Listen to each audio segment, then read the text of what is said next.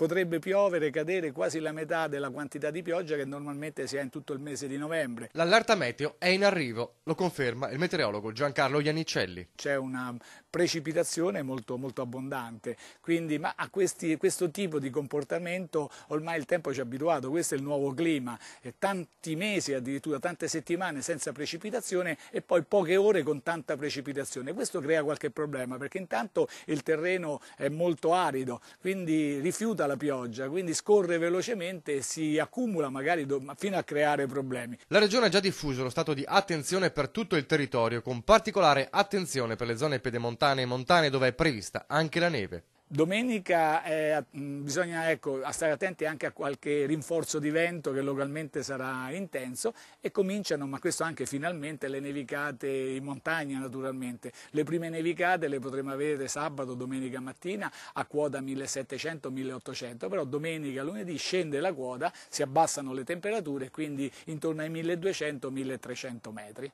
Ma il tempo che durerà almeno fino a martedì. Domenica, lunedì, martedì ancora con precipitazioni, però il momento critico è domenica, lunedì e martedì dovrebbe essere già un tipo di precipitazione molto meno intensa e molto più intervallata, quindi lascerà anche spazi di non pioggia. Mercoledì avremo un intervallo e poi ancora giovedì e venerdì ancora con una situazione di instabilità, ripeto, non intensa, quindi si calma lentamente la situazione e poi sabato e domenica, ma poi confermeremo, addirittura si prevede tempo bello, tempo addirittura domenica prossima soleggiato.